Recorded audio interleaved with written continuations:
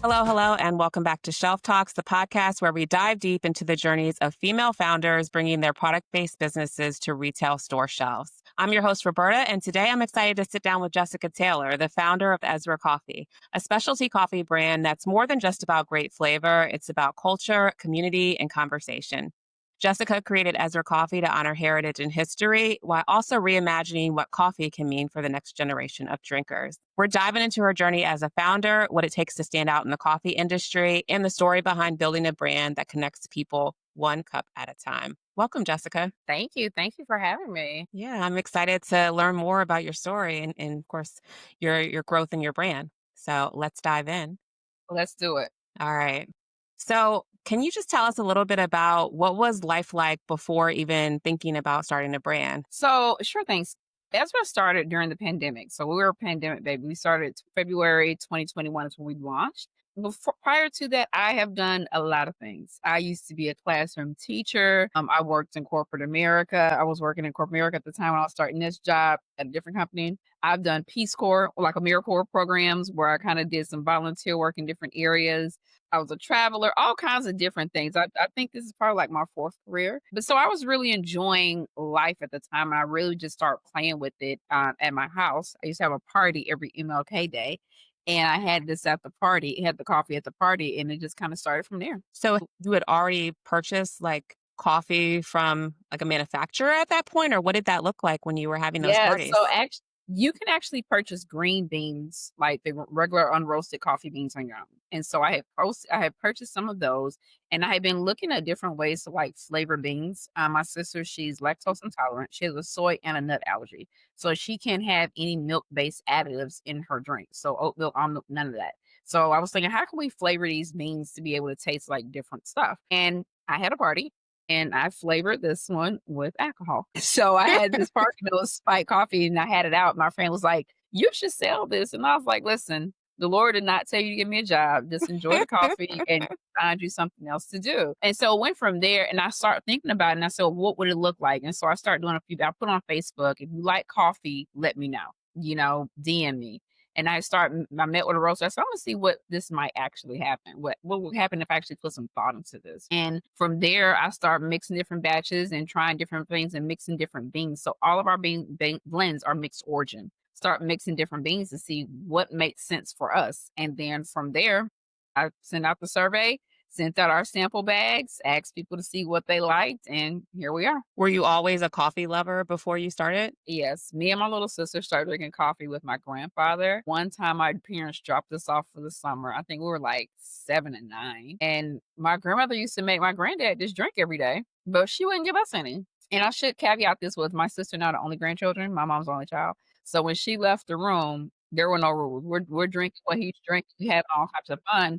And so we get back to Atlanta, which is where I'm from. I'm realizing that the coffee tastes different. The experience is very different, from what my grandparents drank, right? Fast forward, I'm in college, I'm traveling, I'm studying abroad, doing all things. Coffee is tasting different in all these different places, even vacation with my parents. And so I kind of stuck with it. And even in college, our campus eventually got a Starbucks. And I've always liked it, but I always enjoyed like playing and creating what I can create, make different things. And it just kind of went from there. So, you found a roaster, which how did you even find a roaster? How do you even do that? So yeah, it's a hard process. So it's not hard. I just think you just need to be strategic in what you're doing. So first thing I did was I went to did Google and I searched on Google's website, coffee roasters, near me. And then I looked there and I had a list of requirements of things that I was looking for the roaster at the time. Because when you're roasting at home, it's hard to get consistency. And when people buy something, they want it to taste the way they had it tasting the last Every time, time. right? Every single exactly. And so I went from there and then I started meeting people. I went and met with different roasters because energy is big. You want to be in business with somebody who wants to be in business with you. You don't want to be in business with someone who's you're just an account, you're just a somebody on their balance sheet, right? You want to be in business with someone who wants to see you grow because your growth means their growth, right? And so we found a good company. We started with them and started roasting, and they had an idea of what it is we were trying to do, and they saw what we were trying to do, and we worked with them and went and scaled from there. How long did it take for you to get through that sampling process to get a final version that you felt was going to be the right one to go to market? I would say about a good 3.5 to 6 months, and a lot of that was me. Now, this is an accelerated time too, because mind you, everybody's pandemic, everybody's at home. A lot of things are at a standstill, right? But the thing for me is I wanted it right. I mean, some of these I sent back and retwisted and we remixed and reground until I found out, okay, this is it, right? And for me, I brought people with me to taste along our journey. Like I didn't just, yeah, I brought people. I have to, you have to make sure that you're creating something that people want to buy, not that you want to buy. Case in point, before we landed on our Le Grand Duck blend, which is our cognac flavor blend, I I am a big whiskey person. My dad's from Tennessee, so Jack Daniels is Tennessee spring water is what they call it. And so I wanted a good Jack Daniels blend. I was like, "Oh, this is gonna be hot." When I sent out the survey and the samples, it was the worst one. It performed the least. No one liked it, except for like maybe two people who I also know are whiskey drinkers, right? So that kind of did a lot of information to me because what if I put this out to market? It wouldn't have sold. And we have, you seen our packaging, we have expensive packaging. It wouldn't have worked well for us to put that out there that way. So, Yeah. Yeah. So you liked it, but no one else did? yeah, Yeah. me and 2 other people I know who are also whiskey drinkers, right? Yeah. But it also let me know that a lot of people don't drink whiskey like that. That was but in my space with my friends and Right. my family, we do, right? But I didn't realize it's kinda like if you're Jamaican, oxtails and these planters are gonna be kinda key within your diet because that's what was in your space, and that wasn't it for mine, so Yeah. Yeah, but if you were to survey the masses, it would be different. Yeah. So then you land on these flavors that you've kind of had a community that's kind of helped say, yes, this is kind of the flavors that make sense and that I would purchase. What did next steps look like? name. So all of our blends have different names to highlight significant events and individuals within our collective American history. I do not call it Black history, it's our collective American history. So our fourth and Tulsa blend is an Ethiopian Sumatran blend. And I created that when I liked it. It's a medium dark roast. And I looked and I was like, this is like progression through darkness, right? So when you think about the 64th and Tulsa, is named after the Civil Rights Act of 1964, and it also highlights Tulsa Black Wall Street and what took place in the Greenwood District in Tulsa, Oklahoma, right? So you have those two things there. So it's like positive, progress where we started, type of thing. So that's our progression through darkness, man. So that's a medium dark roast. That's where we have that one. We have our candy yams, which is Mhm. one of my favorites. And when I thought about that, I really wanted to tell the story of Dr. George Washington Carver and how he used the yam for over 500 different uses when he was down at Tuskegee University, including the stickiness on the back of your envelope. And so we tell that story how the yam came from West Africa to Tuskegee, Alabama, and how it's been used for these different things. And we tell that story on that blend as well too. So some of them are named after the actual item, like that one, the candy yams, and our toasted southern pecan allows us to remember Antoine, who was a slave, but I call him a horticulturist, who taught them how to puree the pecan for different uses, including when you're creating butter pecan ice cream, right? And so that's one's after him. And then we have other ones, Lord Baldwin after Audrey Lord and James Baldwin, a few other different things that we have within that space as well. Yeah. I love that because it's also just allows like to history telling through kind of what consumers already are connected to, right? Coffee. And then now it's also about like learning from a historic standpoint. Absolutely. Yeah. So with that, you talked about premium packaging. Was that always in the forefront of your mind, and how did you get to develop that packaging? Always. Yeah, People buy pretty things. I buy pretty things, right? same. And I think too, you only get when you're going into retail, that was always my plan, my prayer. You have to get people's attention. Mhm. And non-attractive things do get people's attention, but not in the same way that you want. It really depends on your brand. There are some brands who they sell off the sensation of the fact that they have horrible packaging. It's like a conversation starter, like, yo, did you see this? But see, now you're talking about it. You're telling somebody else about it, right? So for us, I wanted people to stop and be like, "Oh, okay, this is nice. Like this looks nice, high end, expensive, luxury." I wanted to create that kind of space. So that's why you see our bags have the gold foiling. You will see the multiple colors. The stories on our bags change for every single blend. The colors change with every single blend. The Gahania and Duca symbology on the black changes with every signature blend. I was very intentional on what I wanted to show for us and what I wanted to be on shelf and the stories I wanted us to tell. Yeah. Did you do any research in regards to what competition looked like as you were developing what your packaging was gonna look like? Absolutely. Yeah. So Funny story, I had moved to Dallas and my friend told me, he said, "Come ride with me to this store real quick." I had started a business, but we weren't doing anything yet. He was like, "Come ride with me to the store. I want you to see this store. I think you might like it." And I was like, "Okay." And something my spirit said, "Grab a bag of coffee." So I grabbed a bag of coffee, headed out to the store. And we get to the store and, we're out there doing our own little thing, blah, blah, blah, blah. And while we're there at the store, while I'm sitting there looking and I said, "Let me see what it's gonna be if I put my bag on shelf." So I took the bag out my purse and I stuck it up to see what it looked like, Yeah. and I said a little prayer, and I told him to take some pictures of me to capture the moment. But the thing that did really good for me by me doing that was a few things. One, it showed me that my bags were too tall to be on resale shelf. Two, I had to be able to look at the spacing that was on the shelf. Shelf space is very particular. So you want to start changing bags and changing sizes, you need to talk to your distributor because if they gave you this 12 by 8 space and you come in with a new packaging like we're doing now that's 14 by 5, are you going to lose the shelf because you're not there anymore? So you said you always had the mindset of going into retail. So from a launch perspective, how did you launch? Was that a D2C from an initial launch Oh standpoint? yeah, we started on Facebook, Instagram, Shopify. That was thing. That was and word of mouth. I just sent people. I'll meet people like you look, you like coffee. Well, girl, let me get your email address. You like some coffee? Let me get your email. That was it.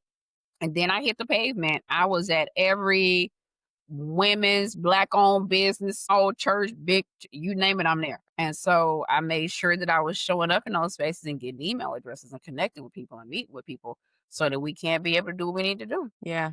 What was early performance? What was early feedback? What did that look like? We didn't really have, first of all, first and foremost, we didn't have any negative feedback. That's number one, which I was kind of concerned about, not from the standpoint of what people think, but I'm like, everybody can't love us. You know what I'm saying? I have to be room for improvement. And that's more of a me thing than anything else. My team would be like, "Girl, it's okay, move on." Like my admin all the time, she'll ping me, she'll just write, "Jessica." I know exactly what that means. Like when she just calls me by my whole name. But we didn't have any negative feedback per se. It was more so things around like, "Did you think about this?" Or "I noticed when I click through this on the website, it does that." It was things like that. And I built everything. I designed our bags. I built our website. Me and my line sister's husband did the bags. Me and him did the website, the postcards, the mailers, the box design, the custom tissue paper. I did all. So, I figured it out because we Yeah. didn't have any money. We didn't have any money. And again, this is a passion project, right? That Right. just so happened to take off. Were you Mm, working at the same time full time as you were kind of starting the brand? Absolutely. Yeah. Yes, to answer your question, yes. Yes. I think that, as an entrepreneur in these times, in this current economic climate, I think you need to do what works best for you and your sanity and your Mhm. business. I don't make good decisions when I'm broke. I don't make good decisions when I'm hungry. And if you can make better decisions and have a stronger business by having a 9 to 5, I'll tell people to do it every day of the hour. Yeah. And you have to be honest too, like we live in a very unique time frame. The price of rent from when we started 2021 to where rent is in 2025 is astronomically different, right? And so starting a business then and then incurring all of these things, even health insurance, it's important to make sure that you as a entrepreneur are in your best frame and mind of thinking so that you can do the things that are work for your business and you're not making deals and cutting corners out of desperation. There are some times when people reach out, I'm like, I don't think we're the best fit. And I can say that and be okay.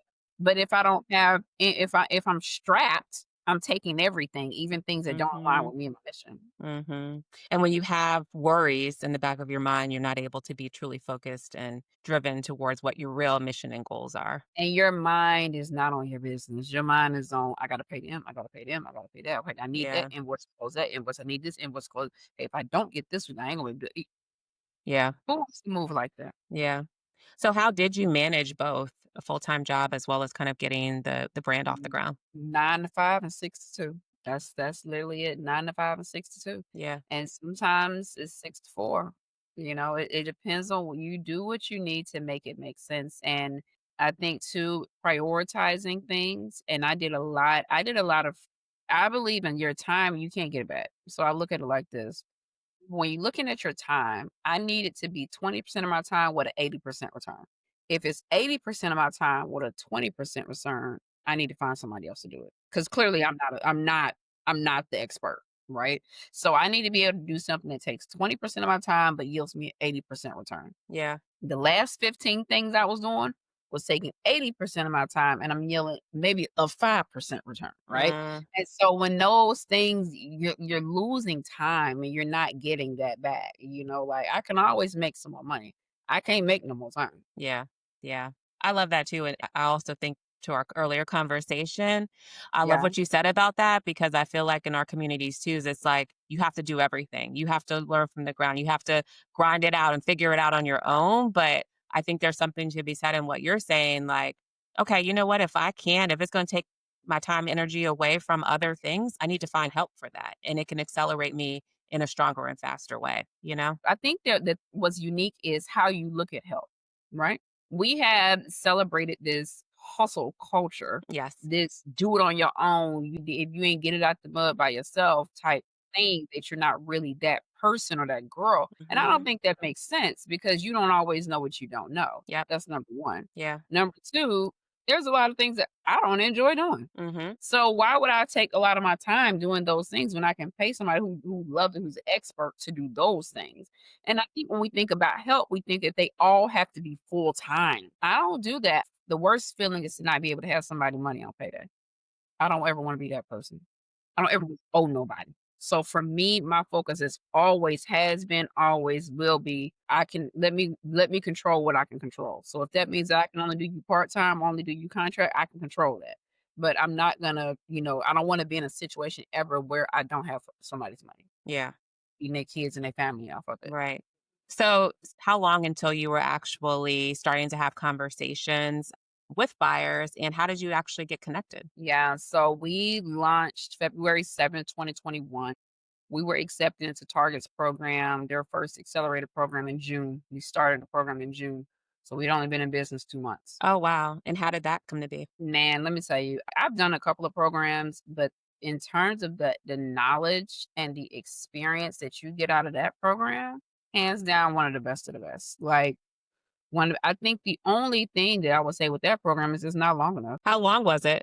I wanna say it was like 8 to 10 weeks, maybe 6 to 8 weeks, something like that. It's just not long enough, but the program is phenomenal, and the mechanics and things that they put in there will give you a lot of it provided me with the structure that I needed to be able to go somewhere else. Okay. Because I think and one thing too, I think when you're going into retail, you don't need to bite off more than you can chew, and you need to be able to understand what your numbers look like, and you need to be able to understand what success for you and what success for your buyer looks like. Those 2 very different things, you know, because sometimes I think as as people, we get excited with the brand, like, "Oh my god, we got picked up by this retailer." Is you moving product? Can Mhm. you afford to send half of your audience over there? Mhm. You know? So I think it's just one of those things where you have to make it make sense for you because the worst thing that you can do is, do a bunch of buzz and PR to get in there and then you have two big swans of selling out and then nothing moves for 6 months. So like we demo one of our major retailer, we're demoing with them every quarter almost. Every quarter we're demoing somewhere. Like we take no breaks off. Every quarter we're demoing. And if we missed a quarter, we're doing 3 and 4 in one quarter. All right, we have 3 backed up for October.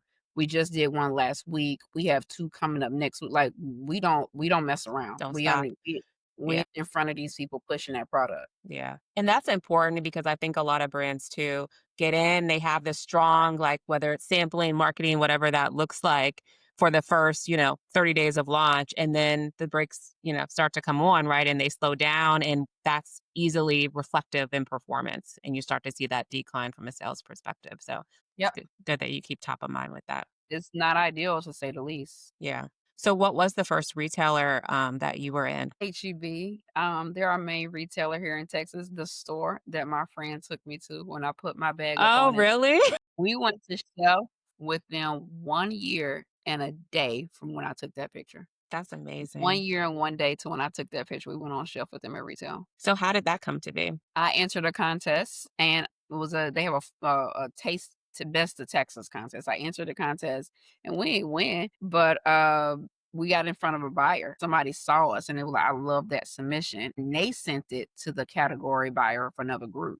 And we start talking to him. And then he said, yeah, we like this. Come on in. And that's how it went. What was your pitch? Did you get help on how you talked about and pitched your product to the buyer, or was that something that you kind of thought about and created on your own? Well, in that Target program, we had to participate in a pitch competition. We had to pitch to retailers. So again, like I got some of that experience ahead of time. And then I watch a lot of Shark Tank. I could probably tell you I could probably, if it's a product, I can always probably nail it down to the season. Okay. I watched a lot of not and I don't watch the whole episodes because some of them are long. I look at the clips on social, like YouTube Shorts and stuff, but I looked at it for different reasons in terms of something as small as how you come across. Not what you're saying, but how you come across, in terms of the presentation. Like, I am a blazer, button-up girl all the time. But I also started to know that people can receive more when they feel that you're more relaxed, Yeah. right? Yeah. Not saying I'm wearing t-shirts all the time, but I did see a difference, right? And so I kept some of those things in mind. I paid focus on cadence, quickness. I came out of academia, so people like a lot of context in academia, right? They want to know the history, your notes. Where you get in business, bullet points, right? And so I did some of those things just to kind of work. And I'm always perfecting it. We're always pitching. I'm pitching grants. I'm pitching bit. I'm always pitching. So I think that you're always constantly working to perfect where you are. Yeah. Yeah. So that target program definitely as well helped and really. Listen, I know people have their thoughts, they got their values, and that's all well and good. But let me tell you something. It produced good soil. Yeah. It Yeah. was good soil. So you got into HEB. They said, yes, we want you in. How did that look like in regards to you building up manufacturing to make sure that you were going to be ready to go into retail stores? We had a lot of negotiating, payment terms, how much, how many stores, what are we doing, so on and so forth. I think a lot of times we have to be careful with, again, biting off more than you can chew. Hmm. It's amazing to tell somebody you starting at 5,000 stores, 500 stores, however many a retailer has. But do you have budget to put product on all those shelves that can last for 30 days up front until that retailer pay you back? Do you have enough money to buy all that kind of material? Do you have enough money to buy that many bags? Do you have The all of these marketing spend to support. we Yeah. didn't even get to that, right? Yeah. Like, and the thing is too is like I tell my friends, being on shelf ain't nothing, but I still gotta move. I gotta do coupon. All these things cost money. Yeah. So what do we do? Yeah. And I think that's what people don't always think about. No, completely. I think they see the shininess of what that looks like and how I can vocalize this from a social standpoint, right? But not really understanding, like, am I really ready? And being able to have conversation on pushing back. Like, maybe they want you to be, not all retailers, I will say, are open, but I think it's worth the conversation in regards to, if you're not ready for however many stores they're giving you, is there opportunity to start smaller, and grow from there just based on your And that's what capabilities we and did. needs. That's Yeah. what we did. We started small and grow, and then too, and you doing your reviews. Okay, what's working, what's not? Is Hmm. this store working? Okay, this store's not working. Okay, let's see if we can go over here. Yeah. Is it, you have to be clear on your positioning and your demographic and who you're selling to. Mhm. Yeah. And that you still own your business even though it's on retail store shelves, right? And making sure that you're understanding performance and what's necessary to push through. Yeah, and I have to be in there. I'm in there all the store managers know me. I'm in Yeah. there all the time. They know my face. The demo people know me. Oh yeah, hey Jessica. Hey girl. I'm in here consistently, right? Because we have to make sure that we're visible. Yeah. So when you launched, what was your marketing plan, or had you had one at the onset of launch? I'm gonna say we didn't have one because now what I know what real marketing is, and what we had, girl, was a mess. We had some social media here and an email there, and we did have a lunch party the weekend prior. So we had a lunch party the weekend prior because I don't celebrate nothing, so I was gonna celebrate, and we had a little lunch party, and people came out and tasted the coffee that was on hand and celebrated us going in the stores, and yeah, that was about it. From a launch perspective, what did those early weeks of performance look like? Did it take some time in order for you to build up just because you didn't have like a strong marketing plan? Absolutely, and Yeah. Risa, I think you're always building up, right? Because you might be killing it here, but what about your store in San Antonio? What about your store in Dallas? What about your store in Killeen? you're not just in your area. So how are you killing it in some of these other spaces? Yeah. Yeah.